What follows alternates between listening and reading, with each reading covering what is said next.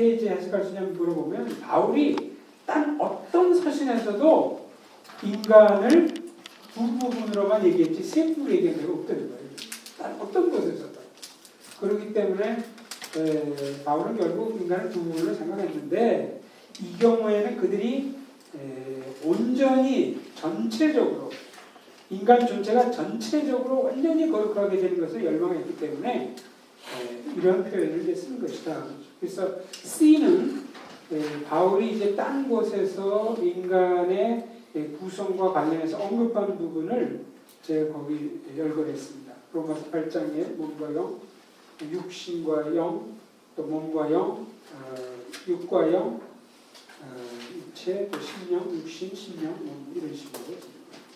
그 다음에 이제 넷째 사항은 하나님의 말씀이 히브리서 4장 12절에만 해당되는 그런 비판입니다. 사실 그래서 중요한 거는 첫째, 둘째, 셋째로서 이제 끝났는데 넷째는 이제 히브리서 4장 12절에 대해서만 이제 하나님의 말씀이 이제 갈라놓는다. 히브리서 4장 12절에 기준. 하나님의 말씀은 살아있고 활력이 있어 좌우의 어떤 날선 어떤 것보다 예리하여 혼과 영과 관절과 골수를 찔러 쪼갠다. 하면 또 마음의 생각과 뜻을 판단한다. 이렇게 되어 있으니까 여기서 이제 영과 혼이 언급됐지만 이것은 꼭 실체로서 완전히 구별되는 것으로서 이야기했다기보다도 이제 하나님의 말씀의 능력을 이제 설명한 것이다. 그럼 어떻게 설명한 것이냐 이제 물어볼 때 이 구절을 너무 이제 문자적으로 이제 그 삼분설자들이 혼과 영을 찔러 쪼개니까 혼 따로 쪼개서 또 실체로 되고 영 따로 쪼개서 실체가 되고 이런 식으로 생각한 거죠. 그러니까 관절과 골수를 합쳐서 이제 한 몸으로 봐갖고 또 이렇게. 근데 이걸 잘 생각하면 좀 말이 안 되는 게 이제 뭐냐면은 뭐 혼과 영은 뭐 찔러 쪼갠다고 해보죠. 쪼갠다 이렇게 생각해보죠. 근데 정말 하나님의 말씀이 관절과 골수까지 그대로 찔러 쪼갭니까? 그럼 우리가 뭐 캐도톡 이런 거 다 필요 없고 다 말씀 가지고 허리 갖다 붙이든지 이러면 될 텐데 사실 그거는 아니거든요. 그럼 여기서 혼과 영과 이것을 찔러 쪼갠다라는 것이 무엇일까요? 사실 이것은 칼에다가 그 로마 사람들의 칼이 소위 양이검이라고 그러죠. 양쪽에다 날선 검이죠. 그래서 이 찔러 쪼개는 거, 이 침투력하고 그 인시전 이렇게 뭐 수술하듯이 이렇게 자르는 이 파워가 굉장히 센 그런 검이라고 얘기하죠.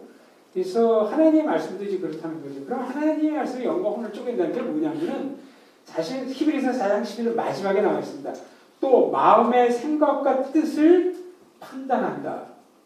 이것을 설명하기 위해서 칼의 예를 들었고 칼의 예를 드는 가운데 혼과 영과 사실 칼은 관절과 골수를 찔러 쪼개지만 영과 혼하고 칼은 상관이 없는 거고 또 하나님의 말씀은 혼과 영의 역사는 하지만 실제로 직접적으로 관절과 골수를 찔러 쪼개고 통상적으로 그런 하나님의 말씀을 하는 것은 아니죠. 핵심은 이제 마음의 생각과 뜻을 판단한다는 건데 이 하나님의 말씀이 마음의 생각과 뜻을 판단한다는 게 이제 뭘까요? 그건 이거죠. 우리는 어떤 사람들을 보고 그 사람의 마음과 생각들을 다 알 수가 없습니다. 우리 겉으로 드러난 표정이나 이제 또 그 행동이나 이걸 보고 추측할 따르듯이 그 속을 알 수가 없죠. 그래서 어떤 사람이 교회에서 볼 때 앞으로 이제 곧 장로 안수 집사인데 이제 장로가 될 분인데 지난주에 무슨 교회 건축위원회에서 싸운 집사님인데 그때 얼굴이 이렇게 막 붉을 정도로 디베이트가 돼가지고 그 마음이 상한 가운데서 헤어진 그 집사님인데 이 안수 집사님이 자기를 반대하는 그 집사님은 그 다음 주에 막 웃으면서 이제 악수하면서 막 이랬다고 얘기합시다. 그러면 우리는 그 웃는 걸 보고 왜 웃는지를 자세히 알 수 없죠. 그 사람이 정말 형제를 사랑하기 때문에 그럴 수도 있겠고 사실은 이제 그렇지 않은 경우도 있죠. 아이, 들어 저놈 자식 별거 아니지만 어차피 내가 또 뭐 앞으로 장로가 돼야 되니까. 그래가지고 압수할 수 있는. 그러니까 우리는 사실 겉행위만 가지고 속에 뭐가 들어간지 알 수가 없는 거죠. 그리고 우리의 마음의 생각과 여기서 얘기하고 있는 생각과 뜻이라는 것은 다층적입니다. 제가 이제 겸손에 대해서 생각을 해보는데 처음에 예수 믿을 때는 이제 겸손이라는 것이 이제 말을 정중하게 사용하고 이제 공손히 예의를 갖추고 이제 그런 것으로 이제 보통 사람이 생각하잖아요. 그게 이제 예의를 갖추는 게 기본적인 거죠. 그러면서 굉장히 교만할 수 있죠. 말을 그렇게 하면서 야, 쟤왜 교육을 못 받았지? 그러니까 거의 속의 생각은 이제 그럴 수가 있는. 그래서 제가 처음에 예수를 믿을 때 말을 이제 막 하고 이러다가 이제 그거는 상관없어요. 근데 겸손하게 생각했는데 잘 보니까 그게 아니에요. 왜냐하면 성경에서 뭐라고 얘기냐면 하나님은 외모를 보시지 않고 마음의 중심을 파악한다. 외모는 물론 바깥에 털이 많이 나가지고 이게 외모라고 얘기하는데 그 외모는 물론 아니고요. 그 중심을 보신다는 거죠. 그러니까 내가 말을 공손하게 쓰고 태도를 제대로 하는 것은 옳지만 그것만으로 충분하지 않다는 거죠. 그러니까 마음 자세도 이제 낮춰야 된다는 거죠. 그래서 마음 자체를 낮추는 것도 참 힘든 훈련이지만 꽤 이렇게 되는 것 같아요. 그런데 그러면 이 겸손이 끝났는가? 아니에요. 다시 교만이 오는 거죠. 나는 그 마음의 상태까지도 이 낮추는 이런 훈련을 한 이런 인물이야. 라는 것을 어떻게든 사람들이 알길 바라는 거지. 그러니까 이제 그걸 먹고 사는 거죠. 그러니까. 나는 너보다 꼭 나중에 제가 누가복음 18장에 그 세리와 그 바리새인에 대한 예수님이 가르친 비유 그거 생각할 때 이제 거기서 이제 깨닫게 됐던 것 중에 하나가 뭐냐면 바리새인이 뭐 일주일에 2번씩 금식하고 소득이 11조를 한 것 자체 때문에 예수님이 책망하는 건 아니에요. 근데 그걸 가지고 나는 의롭고 비교하는 거죠. 되게 사람이 이 쾌감을 누리는 게 자기 혼자만 있으면 쾌감의 정도가 낮아질 거예요. 되게 우리 나보다 못한 사람이라 이런 사람과 비교할 때 거기서 이제 약간 쾌감이 이렇게 증대되는 거거든요. 누가복음 18장이 바로 그거더라고요. 그래서 내가 사실 어떤 면에서는 전보다 굉장히 많이 겸손해졌죠. 외향적인 것도 바뀌었고 마음의 태도도 그렇게 안 하도록 했는데 그걸 또다시 교만으로 내세우는 거니까 나는 보통 사람들하고 다르고 나는 내 신학교 교수 동료들하고도 다르고 뭐 이런 식으로 해가지고 그러니까 거기서 이제 겸손이 되려면 다시 그것까지도 이제 주님 저는 정말 어쩔 수 없는 죄인입니다. 까지 이제 가야 되는 거죠. 근데 이런 것들을 제가 얘기하니까 알지 여러분 아시겠어요? 전혀 잘 몰라요. 하나님은 아세요. 이 모든 것들이 제가 고민하고 고치려고 하게 된 것은 하나님의 말씀 때문에 그런 거죠. 하나님 말씀이 있다 보면 그 여러 가지 다 나온다고요. 야고보서 2장의 형제를 보고 부자는 이리로 와서 앉으라, 가난한 사람 발등상에 앉으라 하고 무시하고 그런 거 다 지적하잖아요. 하나님 말씀에 있어서.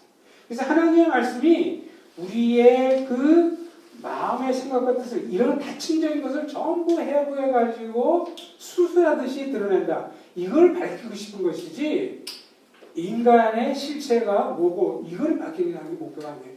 특별히 히브리서 4장 12절만 적혀 있지만 13절을 읽어보면 더 명료한데 13절은 뭐라고 되어 있냐면 우리는 하나님 앞에 벌로 벗긴 것처럼 다 드러난다는 거죠. 하나님 앞에 숨길 수가 없어요. 그러한 하나님의 말씀이니까 말씀도 이런 작용을 한다는 거죠. 말씀도. 하나님 앞에는 정말 하나님 앞에 숨길 수가 없죠. 우리 더러운 것들 뭐 아주 교묘한 이런 심지어 게임을 우리가 많이 하잖아요. 근데 하루를 지내놓고 잘 이렇게 생각해보고 하면 정말 우리가 간음 저지르고 살인하고 이런 사람보다 나도 그럴지 모르지만 하나님 앞에 생각해보면 그렇게 큰 차이도 없다 이런 걸 느끼게 되지 않습니까? 그러니까 왜냐하면 하나님이 자기가 지은 존재이기 때문에 우리는 하나님을 잘 아세요. 포드가 자동차에서 잘 아는 것처럼 우리 심령도 지으셨기 때문에 이 심령의 메커니즘을 죄로 타락한 우리 잘 아세요. 그런 하나님의 말씀이니까 말씀이 우리의 마음의 생각과 뜻을 감춰낸다. 이걸 밝히고 싶었던 거고 이것이 사물로서 제일 약속하기 쉬운 것이 칼이었어요. 그 로마 사람들의 칼이었죠. 이게 절개력이 강하고 침투력이 강한 칼이에요. 양쪽이 다 날쌘검이니까. 그래서 이렇게 휘둘러 뭐 친구에서도 흑발하면 찔러 죽이거나 나오지만 이렇게 해가지고 뭐 이렇게 확 돌린다든지 뭐 이런 식으로 해가지고 그래서 그 비유를 하면서 결국은 하나님 말씀의 능력을 설명하기 위한 것이지 이 전체 맥락이 인간의 어떤 구성 부분에 대해서 이렇게 나누고 있는 것이 이제 아니라는 거죠. 그래서 이것은 넷째 사항은 히브리서 4장 10일이라면 해당이 됩니다. 데살로니가 전서에서는 뭐 그런 얘기를 하는 것도 아니고. 그래서 어쨌든 중요한 것은 첫째, 둘째, 셋째로 이제 어느 정도 끝났고 넷째는 히브리서 4장. 그래서 이제 3분설에서 이들이 주장하는 데살로니가서 5장 3절에 기초한 이것이 예외적인 언명이기 때문에 표준적인 언명에 의해서 어떻게 해석되는지를 여기서 이제 밝힌 것이고 이것으로 이제 3분설은 데살로니가전서 5장 23절이 있음에도 불구하고 이 규제를 한 구절이 규제하고 3분설이 맞다 이렇게 보기 성경적으로 어렵다는 거죠. 자, 이제부터는 좀 이제 철학사 아까 말씀드린 건데 지금 시간이 굉장히 많이 갔어요.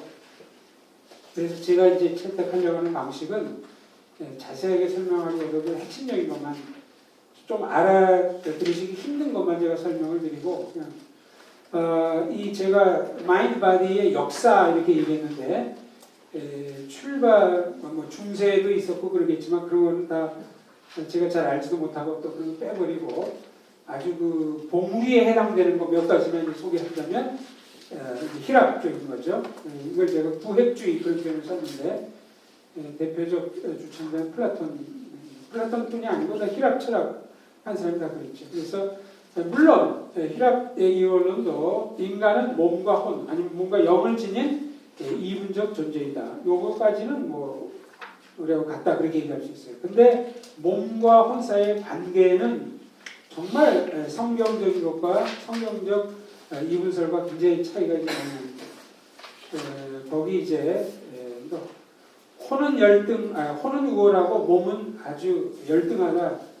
내내 그런 얘기예요. 그래서 거기 네 가지 설명 중에서 그건 좀 이제 플라톤의 그 대화록에서 나온 것들을 그 데이터를 이제 기초로 해가지고 이제 정리한 겁니다. 그래서 혼과 몸 혼과 몸은 서로 상반된 속성.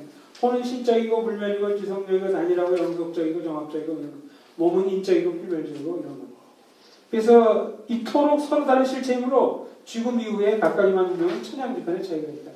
그래서 희락 철학에서는 혼은 죽지 않고 또 돌아다녔죠. 그래서 transmigration, 불교의 윤회설하고는 조금 달라요. 그렇지만 혼은 계속 떠돌아다녀요. 그때 이제 몸을 만나고 또 이런 식인데 그 B, 혼은 몸의 기회 몸에 비해 B번 기원, 본질, 능력 등의 면에서 우월하다. 몸은 혼에 의해서가 아니면 죽은 것이나 다름없고 그 어떤 생명력도 발휘할 수 없다. C, 24페이지 혼과 몸의 결합관계는 날개 달린 군마들과 날개 달린 전차들의 집합제에 비유된다. 이것은 매우 느슨한 결합으로서 육체는 영혼을 위한 일종의 수단이에요. 육체라는 것이. D, 몸은 혼이 진리에 도달하는데 심각한 장애 요인으로 등장해요. 따라서 몸을 멸시하고 회피하는 근육주의적 방침이 장려되고 심지어 죽음 또한 바람직한 것은 혼이 몸으로 많이 해방되기 때문이다. 그래서 피도라는 글에 보면은 소크라테스가 이제 사람을 먹고 죽을 때 웃으면서 죽대. 나 닭 그 아스클레피스 신한테 닭 치유의 신한테 닭 요거 맞춰달라. 그래서 죽는 걸 치유로 생각했어요. 이제 거기에 어떤 사람은 예수님이 죽을 때 나야 어째 날 버리지 나이까. 예수는 너무 죽음을 두려워한 아주 치졸한 그런 인물이다. 소크라테스 봐라. 그래서 또 그런 위대하다 이렇게 얘기하는데 그건 굉장히 맥락을 벗어난 얘기고. 그럼 어쨌든 이런 이제 아주 질문을 많이 하셨고 하기 때문에 제가 뒷부분을 먼저 좀 보고 돌아오는 게 좋을 것 같아요. 32페이지 한번 보십시오. 아예 이걸 미리 보고 좀 32페이지 거기 이제 섹션 4의 인간의 구성에 대한 요약 인간에게는 영혼과 철학적으로는 이걸 실체 이론이라고 하고 신학에서는 이분설이라고 이제 얘기합니다. 근데 이제 그러나 살아있는 인간의 경우 몸과 영혼 사이에는 긴밀한 상호작용이 있다. 이게 어느 정도나 이것이 긴밀하냐 하면요. 성경은 몸에다가 영혼의 속성을 귀속시켜요. 너희 몸을 하나님이 기뻐하시는 산제사로 드리라. 이는 너희들이 영적 예배니라. 정신은 만약 영혼이 없고 몸만 바친다면 그게 무슨 제사겠어요? 그러나 살아있을 때는 너무 밀접하게 연관되어 있기 때문에 몸을 바치는 걸 가리켜서 영적 제사로 그렇게 얘기해요. 또 하나 재미난 것은 반대로 영혼에다 몸의 기능을 귀속시키기도 해요. 마태복음 6장에 무엇을 먹을까 무엇을 걱정하지 말라. 네 영혼이 무엇을 먹을까 무엇을 입을까 걱정하지 말라. 그렇게 되어 있어요. 그 영혼이 뭘 먹고 어떻게 영혼이 뭘 입습니까? 그거는 워낙 우리가 긴밀하기 때문에 이 혼 아니면 영 또 우리가 많이 쓰는 표현들 영혼에다가 신체의 기능에는 귀속시킬 정도죠. 그러니까 그 정도로 살아있는 존재는 거의 구별하기 힘들다는 거죠. 그러니까. 셋째, 인간이 죽으면 몸은 분해되지만 영혼은 탈신 상태, 탈진이 아닙니다. 탈신입니다. disembodied soul. 그러니까 그 몸이 없는 거죠. disembodied로 존재한다. 이렇게 몸 없이 영혼만 존재하는 것, 영혼이 무지하게 되어 그리스도와 함께 거하는 것, 이것을 중간 상태라고 한다. 넷째, 그리스도께서 재림하실 때 우리의 몸은 부활하여 이미 존재하던 영혼과 재결합하고 새하늘과 새 땅에 들어간다. 그래서 이것이 이제 성경적인 전체 이제 가르침인데요. 이거를 다른 이론들과 좀 제대로 알기 위해서 다른 이론들과 대조표를 이렇게 한번 만들어 봤습니다. 그래서 하나는 히랍식 이원론이고, 성경적 이분설이고, 그 다음에 물리주의적 이론론. 즉, 인간은 뇌와 중추식경이 전부다. 이렇게 주장하는 오늘날 학문 세계에서 유행하는 그 인간의 구성에 대한 그 입장. 이 세 가지를 한번 대조를 시켜보면요. 물론 뭐 히랍에서 창세기 2장 7절 뭐 이런 걸 얘기하는 건 아니죠. 이건 성경에서만 얘기하지만 이제 이해를 돕기 위해서 이제 그런 식으로 이제 한 거죠. 히랍에서는 영혼은 죽지 않고 트랜스 마이그레이션 하기 때문에 뭐 여기 해당이 안 되는데 어쨌든 여기는 창조 이전의 경우를 생각하면 히랍식 이원론과 성경적 이분설이 뭐 같다고 얘기할 수 있을 거예요. 왜냐하면 두 요소의 실체적 동 영은 영이고 몸은 몸인 거로 얘기하니까. 그러나 생존한 인간을 이제 생각할 때는 히랍식 이원론과 성경적 이분설은 완전히 차이가 납니다. 히랍식 이원론은 앞에서 병행론이 따로따로 노는 거예요. 한쪽은 굉장히 고상한 요소고 한쪽은 저등한 요소로서. 그러나 성경적 이분설은 기능적 통전주의라고 얘기해요. 제가 기능적 통전주의라고 얘기하는 것은 몸과 영혼이 너무도 긴밀하게 연관이 되어 있어서 상호작용이 있고, 아까 이제 위에 종합적 진술 가운데 2번, 그러나 살아있는 인간은 거기에 1번, 2번에 이제 해당되는 그 내용을 얘기한 것이죠. 중간 상태에 이르면은 역시 여기서도 뭐 히랍식 이원론의 생각을 가진 사람이나 성경이랑 같습니다. 육신은 이제 멸절되고 영혼은 독립적으로 존속하는 것이니까. 뭐 히랍식 이원론의 완성될 천국을 배당시킨다는 건 좀 이상하죠. 그러니까 이것도 이제 그냥 개념을 돕기 위해서 어떤 그리스도인이 있는데 히랍식 이원론은 어떤 사람이 상정한다고 해보자. 그렇다면 이 사람은 완성될 천국에서 마찬가지일 거예요. 이런 식으로. 그러나 이 완성될 천국에서는 이제는 역동적, 제 기능적 통전주의, 역동적 비슷한 용어를 썼는데 생존한 인간의 경우는 기능적 통전주의가 있어도 죄가 있기 때문에 여기 이제 문제가 많이 생기죠. 그러나 새하늘과 새 땅에서는 그렇게 죄가 없어요. 죄성이 없어지기 때문에 아주 이제 가장 인간으로서 가장 완성된 모습을 갖게 되겠죠. 물리주의적 이론로는 너무 많이 다르죠. 이 구성 요소 자체가 하나라고 이제 보는 거기 때문에 여기는 없어요. 창조되기 전이라면 여기는 아무것도 없어요. 영적 실체, 공적인 것이 없고, 그 다음에 이제 생존한 인간의 경우는 신체적이며 동시에 영적인 존재입니다. 근데 영적인 존재라는 말도 안 쓰죠, 물론 철학에서는. 그러니까 철학에서는 어쨌든 잠깐 이제 우리가 앞에 하려고는 안 하고 이제 하기 때문에 그런데 철학자들 중에는 영혼만 존재한다고 몸만 존재한다고 이제 믿지만은 그들 가운데 일부는 영혼이 거기서 창발된다 이렇게 주장하는 사람이 있고 또 한 무리의 사람들은 영혼은 절대 창발되지 않아요.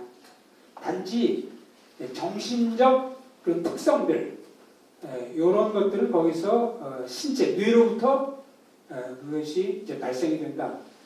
그렇게 생각하는 두 종류로 이제 나눠지는데 그 일원론자들 창발은 보통 이멀전트를 그렇게 번역했어요. 이멀전티즘. 그래서 이멀전은 그냥 뭐 어떻게 나오는 건데 용어상으로는 없던 것이 새로운 것이 이렇게 생성하는 거. 이것을 이제 이멀전티즘이라고 특별히 몸과 영혼 헤스퍼라는 사람이 입장인데 그러니까 헤스퍼라는 사람이 볼 때는 인간은 몸 이거밖에 없어요. 그러나 이제 이것으로부터 영이라고 해도 좋고 혼이라고 해도 좋고 영혼이라고 해도 좋고 이것이 생긴다는 거죠. 그래서 이 사람은 사실 이론론과 이론론은 다 취하고 싶은 문제. 왜냐하면 이론론에 약점이 있고 이론에 약점이 있으니까 자기 나름대로 이제 생각해낸 건데 어쨌든 뭐 그 창발론을 주장하는 사람은 상당히 적습니다. 철학자 중에. 그러나 이제 그 다음에 중간 상태에서는 이 이론론에 있는 존재의 멸절이죠. 그러니까 없어지고 몸이 이제 없어지면 그 영혼도 없어지는 거니까 중간 상태라는 게 없어요. 이들의 신학에 의하면.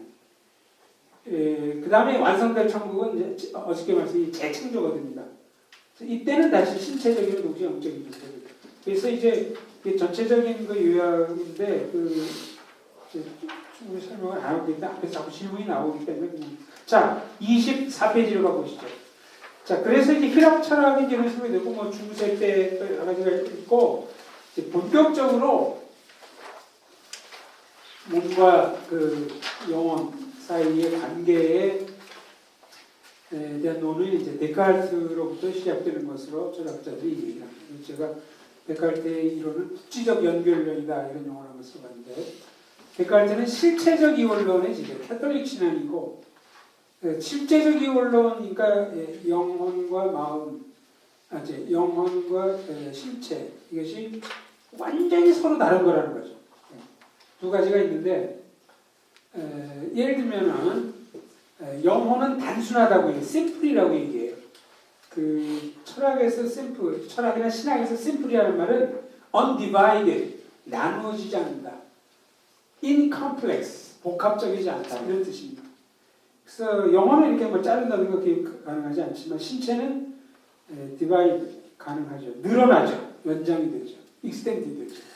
데카르트는 extendedness를 신체의 기본적인 특성으로 그렇게 얘기했는데 신체는 여러 개로 나눌 수 있잖아요. 좀 엽기적이지만 저를 두 부분으로 나누면 여기 자르고 두 부분으로 되고 10부분으로도 나눌 수 있고 6부분으로 나눌 수도 있죠. 그럼 소위 육시, 욕이 그거잖아요. 그럼 입에 담기 있는데 뭐 육시, 뭐 할, 놈 뭐 이런 표현 말이나 소가 잡아 당겨가지고 6부분으로 나눠지는데 이게 아주 심한 흉벌이잖아요. 6으로 나눌 수도 있고 그래서 몸은 뭐 여기까지는 나눠져요. 그러나 영혼은 나눠지지 않습니다. 신체는 태워가지고 혹시 뭐 제가 맛있으면 배고프면 먹을 수도 있겠지만 영혼은 뭐 불탄다든지 물론 영혼이 불타올랐다 비유적 표현을 쓰죠. 근데 정말 영혼에 불타는 걸 실증할 수 있는 사람이 있겠어요. 영혼은 그렇게 비가지적 실제이기 때문에 물리적 현상에 종속되지 않으니까 그러니까 이런 것들이 이제 너무 다르다는 거죠. 이제 이렇게 다르다고 얘기를 그래서 신체를 기계에다가 이제 비유했어요. 영혼은 사유하는 실체로서 몸은 다른 생물체와 똑같이 하나의 기계에 지나지 않으며 기계적 운동 법칙에 종속된다. 이게 이제 굉장히 그 당시 새로운 생각이었습니다. 그리고 데카르트는 인간의 몸만 그런 게 아니고 자연 세계도 똑같다고 생각했어요. 그래서 뭐 기독교인들이 자연을 의도적으로 착취하려고 한 것은 아닐지 모르지만 이런 데서부터 연유한다 그렇게 비판한다. 베이컨도 여기 합세했고 데카르트니 이런 사람들의 그 자연관 이런 것이 다 함께 해가지고 그렇다 그런 얘기도 하는 사람도 있어요. 그래서 데카르트가 이제 전 딜레마는 뭐냐면은 이렇게 몸과 영혼이 이렇게 다르면 어떻게 둘 사이에 인터랙션이 일어나느냐. 인터랙션이 일어난다는 팩트는 우리가 부인할 수 없잖아요. 어떻게 얘기한 것처럼. 흥분하면 뭐 우리가 숨을 헐떡헐떡거리기도 하고 또 반대로 이제 몸이 이제 얼어가지고 하면 뭐 환각을 보기도 하잖아요. 몸 자체가 얼면 또 그 우비라고 얘기하죠. 우비는 out of body experience라고 해가지고 임사 체험이라는 말을 써요. near death experience 그거 하는 사람들 많잖아요. 그래서 이제 죽었다가 살아왔다가 하는데 그건 정확한 표현은 아닌데 그래서 near death라고 얘기하죠. 그 사람들. 그건 진짜 death는 아니고 near death 임사 죽음에 가까이 임박한 체험이다. 그게 더 정확한 표현이겠죠. 완전히 죽음은 아니에요. 근데 벌써 크게 빛이 나타나가지고 그래서 우리는 죽고 나서 아무도 걱정할 것이 없어. 또 이런 거 어떤 의사가 뭐 그거 해가지고 굉장히 인기를 많이 끌고 그 책. 근데 또 어떤 사람은 그렇게 시커멓게 와서 날 잡아갔다 무섭다 또 이런 사람도 있고. 근데 그게 이제 그 신체적으로 보면 뇌에 산소 공급이 이제 안 되면 그렇게 환각을 많이 일으킨다.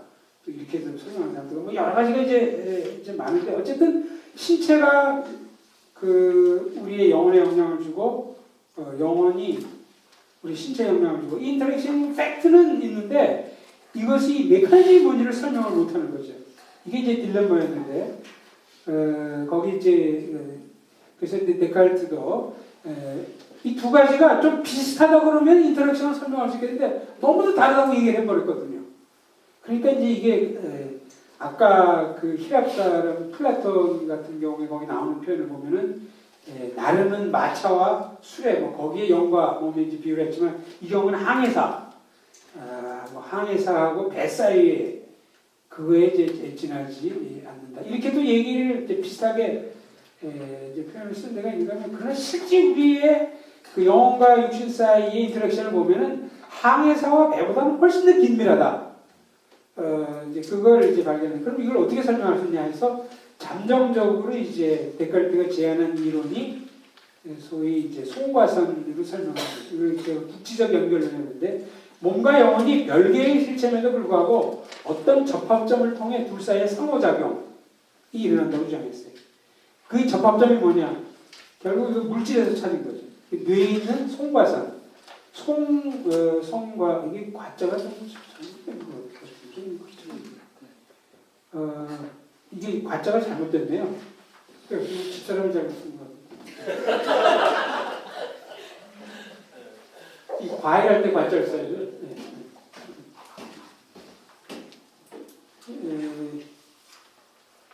송과선. 그래서 그 소나무의 그 이제 모양 뾰족한 그 모양 고개 있는 것처럼 어디 있더라? 누가 저기 있다는 건데 어디 잊어먹었어요. 그래서 거기가 접합점이라서 영혼에서 어떤 자격이 일어나고 막 이렇게 패션이 생기면은 글로 가게 되면 이게 신체에 영향을 주고 또 신체에서 어떤 니드가 일어나면 피니얼 글랜드로 가가지고 영혼에 영향을 주고 이런 식으로 생각을 한 거예요. 근데 지금 이제 가짜라는 게 막 들통이 났지만 그 당시에는 그렇게 해서 생각을 한 거죠. 풋노트 61번 보세요. 25페이지. 이처럼 송과선은 영혼과 육신 사이의 적체에서 인간에게서만 이제 왜냐면 영혼이 있어야만 될 거 아니에요. 이게 저쪽에. 근데 야생동물 가운데 송과선이 있는 게 꽤 많이 발견됐어요. 없는 경우도 있었어요. 있는 경우도 꽤 많이 있는 거예요. 더군다나 놀라운 것이 훨씬 발달됐어요. 인간보다 송과선 자체가. 그러니까 이건 이제 맞지. 금방 나중에 이제 속담으로 뽀록이 난 거죠, 이제. 그래서 데카르트는 이제 실패했어요. 그래서 결국 그 뒤에 나온 두 가지 이론은 신체와 영혼은 절대 직접적인 인터랙션을 하지 않는다. 근데 우리는 왜 인터랙션 한다고 느끼느냐? 그 정도로 긴밀하고 느끼느냐? 라고 얘기할 때 이제 두 사람의 또 그 당시 신학자면서 철학자면서 이런 사람들이 도와준다는 말브람슈라는 플란스 사람이고 또 하나는 이제 라이프니츠고 이제 두 사람이 이제 말브람슈는 이제 이걸 계기론 이 계기론 이런 말은 완전히 그 철학적으로 자리 잡은 용어입니다. 국지적 연결론 이런 말은 아마 그렇지 않고 그냥 제가 임시로 만든 거고 또 라이프니츠의 사전 프리스테하우스 하면 이것도 아예 철학적으로 이제 자리 잡은 그런 명칭입니다. 그럼 이제 계기론과 이제 이 사전 조화론 공통점은 여기 하나님을 끌어들이는 거예요. 하나님을 끌어들여 가지고 이제 이론을 이제 설명하는 그런 거죠, 그러니까. 쉽게 얘기하면 우리는 메커니즘을 모르지만 신체가 영혼에 대해서, 영혼이 신체에 대해서 데카르트는 이걸 손과 상을 통해서 이렇게 된다고 했죠. 우리는 이걸 모르는 거죠. 근데 말브라우스나 라이프니츠는 이렇게 직접적으로 서로 상호 인터랙션이 일어나는 게 아니라는 거예요. 하나님이 중간에서 역할을 해준다는 거죠. 그러니까 하나님이 어떻게 역할을 해주냐 하면은 이런 식이에요.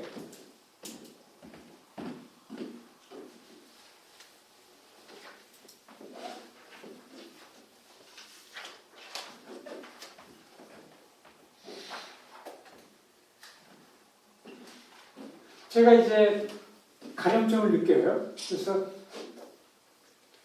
가려움증을 느끼는 거는 이제 그런 멘탈 프로퍼티니까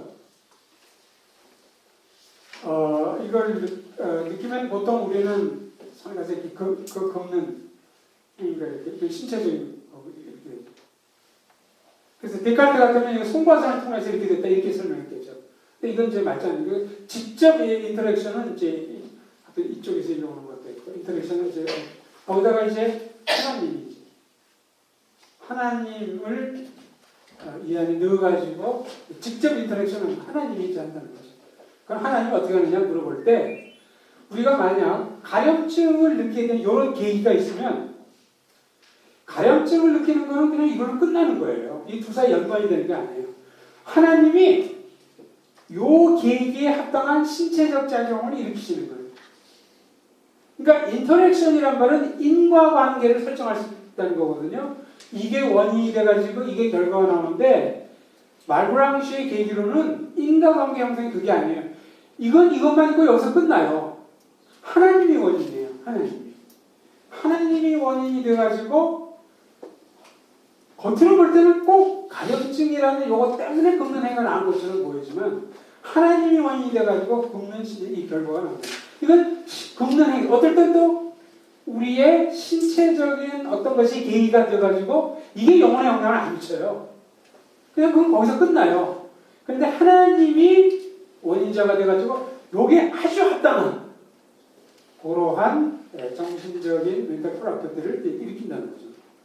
그러니까 이게 그러니까 하나님이 굉장히 바쁘시겠죠. 물론 좀 우스갯소리해서 죄송하지만 왜냐하면 우리가 일어나는 이 신체적 활동 이게 얼마나 많아요. 그거 다 그 계기 때마다 사실 하나니까 어려울 건 없잖아요. 전념하시니까. 나 혼자만 있는 건 아니잖아요. 그러니까 수많은 인간들이 있고 하는데 그때마다 그 계기마다 이렇게 해야 되니까 라이프치는 그 고통을 덜어드려요. 하나님의 고통을 덜어드리는 거예요. 라이프니츠도 역시 직접적으로 이것이 연관이 됐다고 생각하지 않았어요.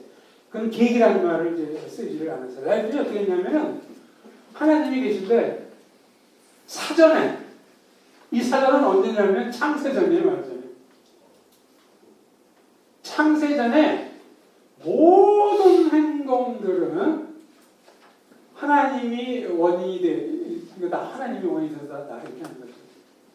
그래가지고 이러한 정신적인 현상이 있으면 그 후에 이러한 행위가 따르도록 이게 직접 연관이 되는 게 아니에요. 하나님이 다 해놓으신 거예요. 그러니까 비유컨대 이걸 한 번만 하면 끝나는 거죠. 창세는 다 끝나버린 거예요. 그래서 이것을 프리-이스테블리시 사무력. 그래서 물론 이제 라이프니츠가 이런 걸 얘기하려면은 라이프니츠는 이제 모나드라는 이론을 주장했는데 그것부터 출발해야 되는데 그렇게 자세한 걸 이제 시간적으로도 그렇고 하니까 아주 핵심만 제가 말씀드렸습니다. 지금 시간이 너무 많이 가가지고 이제 뭐가 핵심인지만을 여기 나와 있는 요 내용을 보면은 이렇게 뭐가 원인이고 결과고 제가 설명드린 것은 명료하지가 않아서 여기 나와 있는 내용을 읽으시면 이해가 가도록 제가 조금 전에 이제 말씀을 드렸습니다. 이 계기론, 우선 말브랑시의 계기론에 대한 비판은 이 이론의 강점이 신중심적 특성이지만, 그렇죠, 이제 하나님. 오늘날 철학자들은 신을 받아들이지 않기 때문이죠. 그 당시까지만 해도 좀 먹혀 들어가는지 모르지만, 점점 더 이제, 그걸 또 학문 이론에서 하나님을 도입한다는 건 오늘날 아무도 안 받아들이죠. 뭐 메토돌로지컬 내추럴리즘 것 자체가 하나님을 믿어도 학문을 할 때는 하나님을 빼놓고 얘기해야 된다는 것인데 뭐 이건 더군다나 그래서 이 계기론을 잘못하면 범신론이 돼요. 왜냐하면 소위 2차적 원인, 1차적 원인은 하나님이시지만 우리는 2차적 원인을 인정하잖아요, 사실 우리는. 그런데 2차적 원인이 없어져 버리면은 모든 것들이 다 하나님이 하는 거고 범신론적 경향으로 이제 간다. 이게 신학자 비판. 그 다음에 이제 네 번째 이제 사전조화론의 경우는 좀 전에 이제 말씀드렸고요. 창세전에 미리 다 이렇게 다 해놓은 거고 사전조화론에 대한 비판 요것은 이 입장 역시 신을 설명적 가설을 세우고 지지를 받지 못하죠. 여기서 또 하나님이 또 이렇게 된 것이니까 철학 이론에 하나님을 도입하는 건 이제 아무도 하지 않습니다. 이쪽은 반대로 범신론이고 이신론적 색채가 너무 짙다는 거죠. 하나님이 너무 다 해놔가지고 더 이상 아무것도 하나님이 개입하실 틈이 없어 이제. 워낙 잘 만들어놨기 때문에. 또 원래 이신론하고 조금 다르지만 그러나 어쨌든 결과적으로 이신론적인 그런 경향을 띈다. 이게 이제 딴 비판도 많지만 이제 그렇습니다. 러크루제, 이 라이프니츠나 말브랑슈나 뭐 데카르트는 소위 관념론자예요. 그 아이디어 레셔널리즘이라고 보통 얘기해요. 인식에 있어서 그리고 이제 우리가 태어날 때부터 이제 아이디어로 꽉 차 있고 데카르트도 그렇게 생각했고 거기에 완전히 반대되는 이제 입장이 이제 보통 서양에서는 영국과 berkeley 같은 사람은 아일랜드가 이제 딴 쪽 출신이었으니까 이 영국 계통이 berkeley, 휴움 보통 그렇게 잡고 이쪽은 데카르트, 라이프, 스피노자 이렇게 셋이가 이제 내륙 철학자들인데 rationalism 뭐 이렇게 얘기하는 내별들인데 락은 이제 경험론이지. 그래서 어떻게 되겠지만 타블라 라사 이 말이 많이 유명하게 알려져 있죠.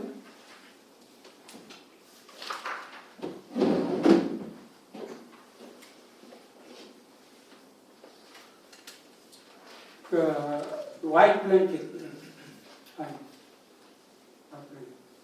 그러니까 빈 칠판이라 아무도 없는 거라 이거예요. 블랭크라는 거죠. 데카르트 같은 경우는 인간이 태어날 때부터 아이디어로 꽉 차 있다고 그랬어요. 그 아이디어를 이제 셋으로 이제 나누는데 그 아이디어가 외부 세계와 접촉하면서 외부에 대한 지식도 없고 그래서 태어날 때부터 우리의 마인드, 소울이 아이디어로 꽉 차 있는 그런 걸로 생각하는데 완전 반대가 락이에요. 락은 완전히 블랭크예요. 아무것도 없어요. 그래서 태어나는 그 순간부터 이제 경험을 시작하는 거예요. 그래서 경험을 락에 하면 두 가지인데 외부적으로 보는 것이 5가지부터 오관에 의해서 올라가는 보고 듣고 느끼고 하면서 우리의 마인드에 뭔가가 경험이 하나 새겨져 가는 거예요. 그렇게 될수록 비유컨대 마음이 이렇게 채워지는 거예요. 마인드가 채워지는 거죠.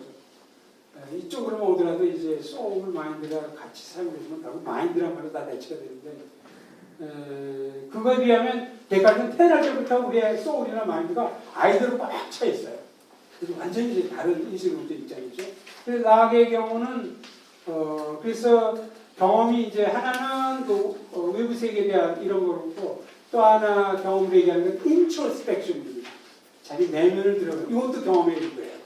이거를 이제 제외하면 안 됩니다. 락의 경우로 인트로스펙션은 내 속을 들여다보는 거죠. 그래서 이런 인트로스펙션이나 외부 감각 이 두 가지에서 이제 경험을 이제 가지면 마인드가 이제 꽉 채워지는 거죠. 그래서 이 경험론에서는 실증할 수 있는 것, 요거 외에는 인정하지 않아요. 우리가 지각하는 것은 감각적 특들, 그러면 색깔, 맛, 소리, 모양, 요것뿐이고 실체, 책상이나 그런 데 추론해. 이게 이제 뭐냐면은 사물을 보면은 어떤 아주 쉽게 얘기한다면 아리스토텔레스의 뭐 그런 거에 기초적으로 이야기를 한다면 사물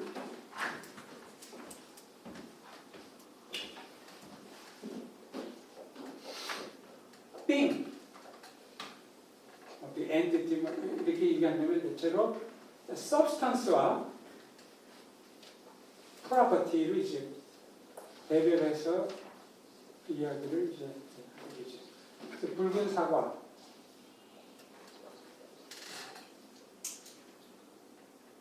뛰어노는 고양이. 이렇게 한다면 사과, 고양이 이건 substance, 실체입니다. 붉음, 뛰어놈 이것은 property에 이제 들어가요. 특성이라고 하죠. 그래서 이 둘로 이제 근데 이제 또 철학적 입장에 따라 다르긴 하지만 substance는 딴 것에 의존하고 그 자체로 존재할 수 있어요. 그러나 property는 안 그렇습니다. 예를 들면 사과가 없어지면 붉음이 있을 수 없죠. 고양이가 없는데 뛰어놈이라는 게 별대로 좋지 않으니까 뛰어놈이라는 특성이 그건 그렇지 않죠. 그래서 이것은 독립적인 그런 실존을 가지 여기에 대해서 있죠. 그런데 프로퍼티는 우리가 실증할 수 있어요. 만지고 보고 이렇게 할 수 있는데 이 실체 자체는 이제 왜 그러냐면 이제 또 붉은 사과를 놓고 이제 이것을 묘사하면 뭐 몇 그램이요, 뭐 중량은 어떻고 뭐하고 수많은 프로퍼티를 다 열거할 수 있거든요. 근데 요것을 아무리 많이 해도 사과를 이제 설명할 수 없다는 거죠. 그러니까 사과라는 실체. 우리는 이제 워낙 사과라는 것을 이제 관찰할 수 있는 걸 생각하기 때문에 그런데 여기서는 락이 얘기하는 건 실체로서 그걸 얘기하는 겁니다. 실체라는 건 요거는 관찰이나 우리가 손으로 만지거나 할 수 없는 게 아니니까 그렇다고 없다고 할 수는 없고 그냥 추론의 산물로 돌려보래요. 그건 우리가 관찰이나 경험으로 본 게 아니라는 거예요. 우리가 인포한 거라는 거예요. 왜냐하면 프로퍼티는 실체 없이는 존재할 수 없으니까.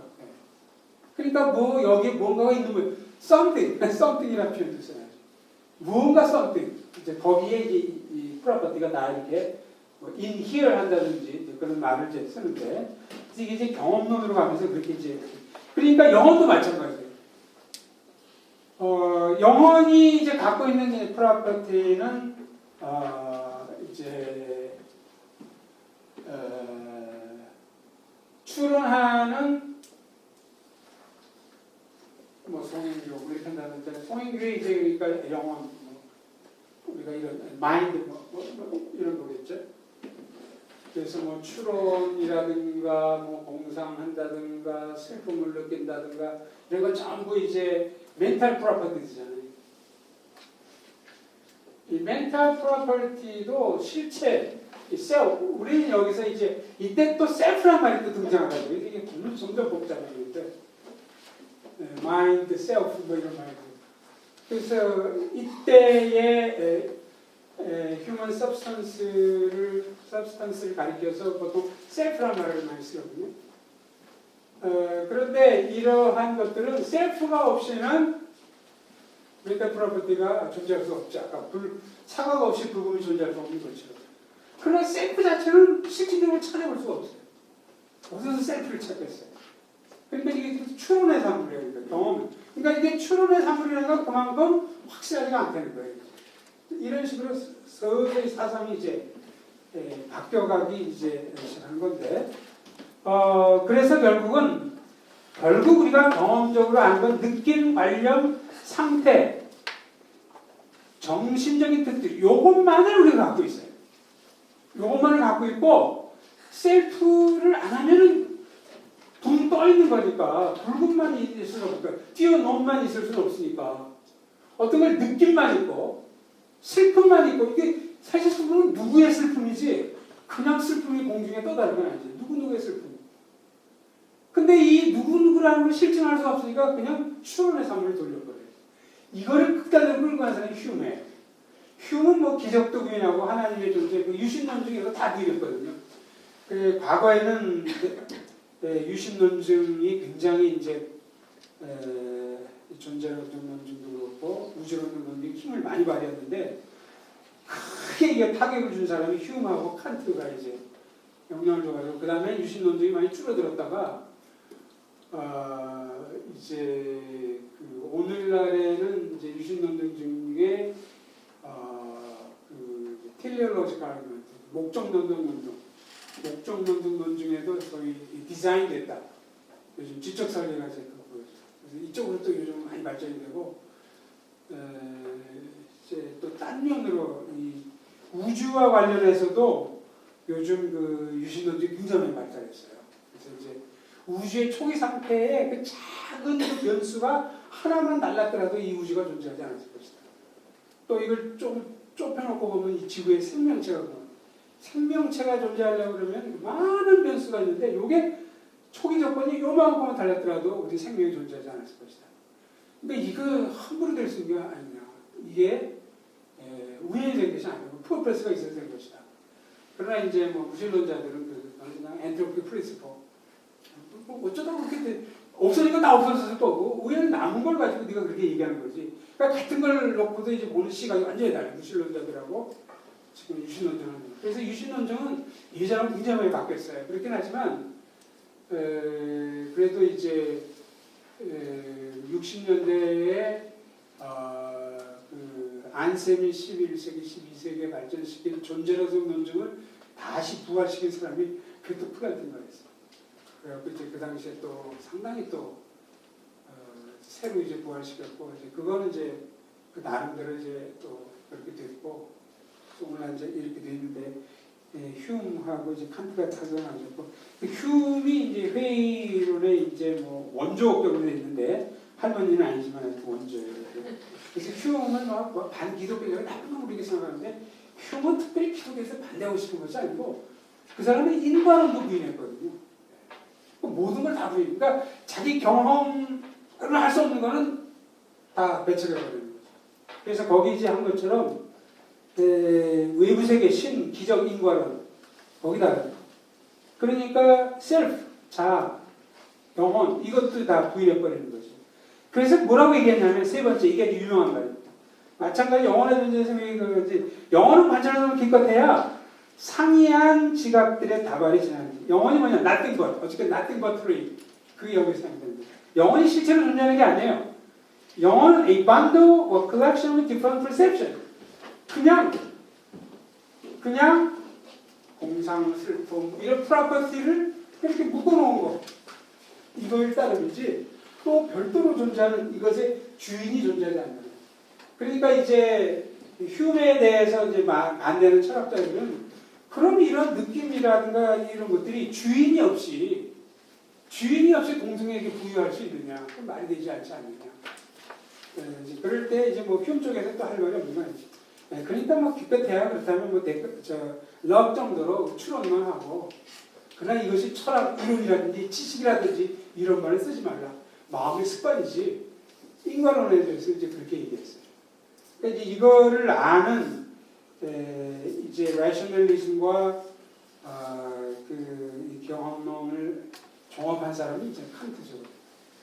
칸트는 우리가 이제 경험할 수 있는 원 자료만 이렇게 객관적으로 있는 거고 나머지는 마음판에 12가지가 이렇게 다 이미 있어가지고 이제 그것에 작용해 있어 이런 거나. 그러니까 세계를 볼 때 원숭이가 인식할 때는 다르다는 거죠. 이건 인간에게만 12가지 범주가 있는 것이기 때문에. 근데 그 이후로 뭐 인식론에서 또 여러 가지 얘기들이 많이 나오고 있는데 또 영어와 관련해서는 이렇게 이제 이것이 득세하고 아직까지도 이제 그랬습니다. 그래서 휴me 이후 서양 철학자들은 대체로 실제로서의 영어를 이제 대륙 철학 쪽에서는 사정이 좀 달라지는데 이 사람들은 셀프를 이제 데카르트식으로 thinking being으로 얘기하고 하는데 그 thinking being을 하고 있는 그 존재의 주어를 그러한 이론을 주장한 존재가 누구냐? 우선 남성이다. 서양 사람이다. 자기가 이제 주체가 돼서 나머지 다 마지널을 시켜버렸다는 거죠. 그래서 여성이 이제 소외되기 시작했고, 예를 들면 자연이 소외되기 시작했고, 이래가지고 모든 세계에 1, 2차 대전 모든 불행이 다 찾아오고 생태 위기가 섹시즘 모든 게 다 왔다. 대륙 철학 쪽에서는 데카르트를 딴 식으로 이용해가지고 모더니즘과 포스트 모더니즘에 이제 그거를 사용하는 경우가 꽤 많이 있어요. 근데 이제 분석자 영국 쪽이나 이런 데 좀 달라요.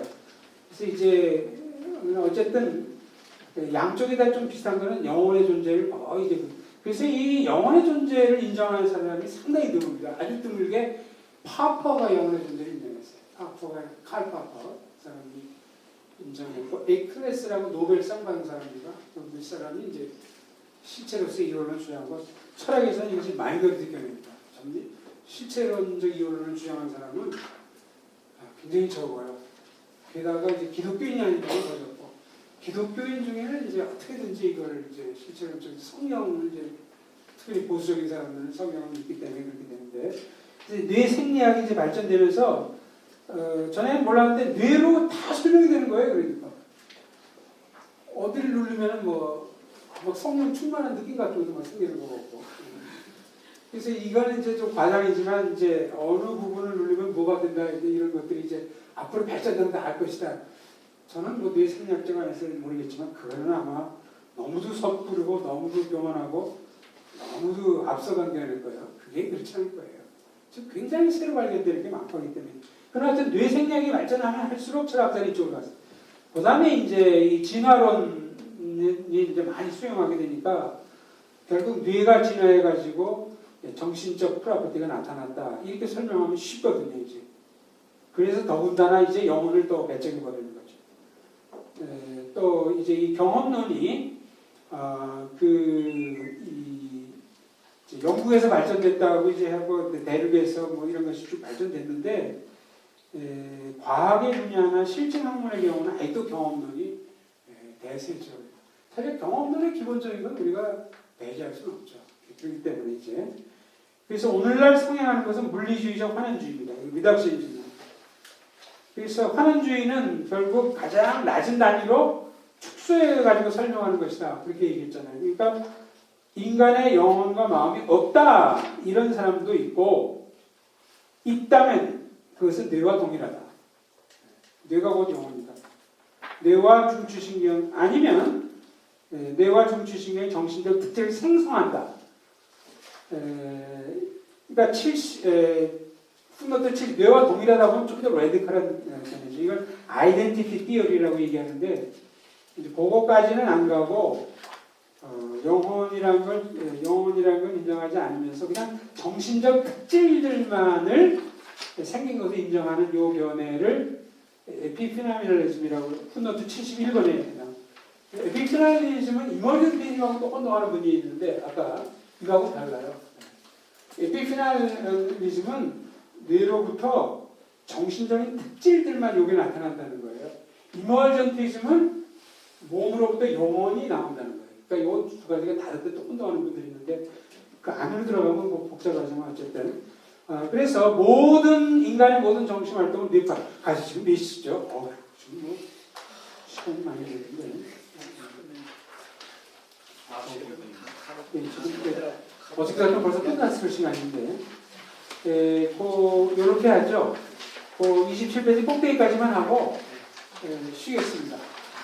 저도 또 너무 얘기를 많이 해가지고 쉬고 2시에 해서 못한 부분을 하고 그러나 이제 사과를 또 하면 되니까 거기까지만 하고 쉬겠습니다. 그래서 여기 정서적 발현 현상에 대한 어떤 철학자에서 이게 이제 티피컬한 그 이론론자들 그 철학자의 이제 설명입니다.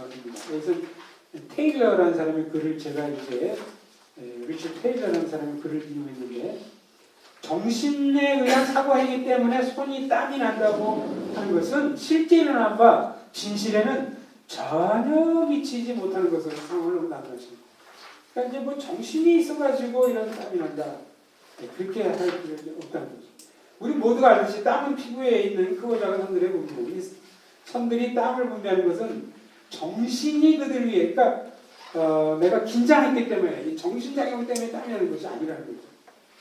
민문이근의 수축에 의해서입니다. 이 자국들은 수많은 미세세포들의 그런 걸 얘기하는데 여기 이제 뭐 굉장히 많은 내용이 있어요. 그래서 제가 다 생략을 했습니다. 이것이 정서적 발한 현상에 대한 대강의 화학적 물리적 묘사이다.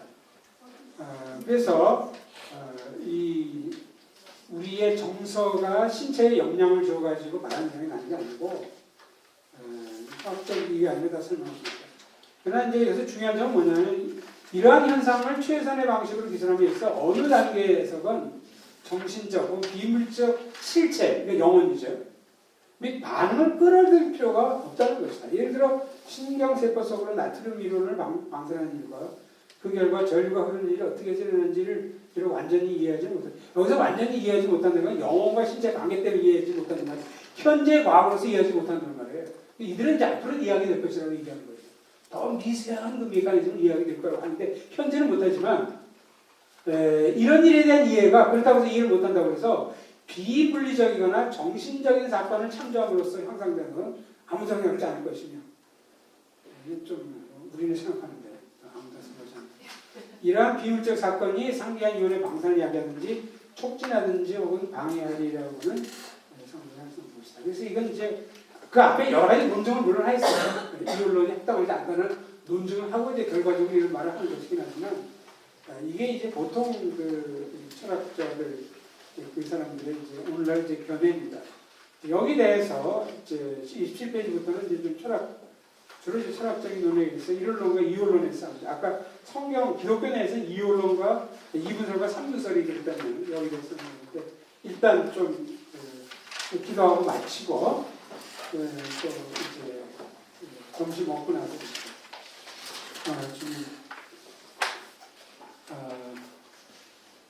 우리로 하여금 하나님의 말씀이 무엇을 가르치고 무엇을 기대하는지 명명히 파악할 수 있도록 보여주고 우리가 이 세상에 돌아가는 여러 이론들을 등한시하든지 무시하든지 이런 것들을 한꺼번에 배척하는 것은 아니지만 무엇이 성경의 원리와 맞지 않고 무엇이 어떻게 다르게 설명될 수 있는지 이런 것들을 명명히 파악함으로써 복음과 구원의 아름다움을 선포할 뿐만이 아니고 또 기독교에 반대하는 그런 내용들의 도덕성을 합리적이고 이론적으로 또 잘 설명할 수 있는 실력자들로 우리를 갖춰 주시옵소서.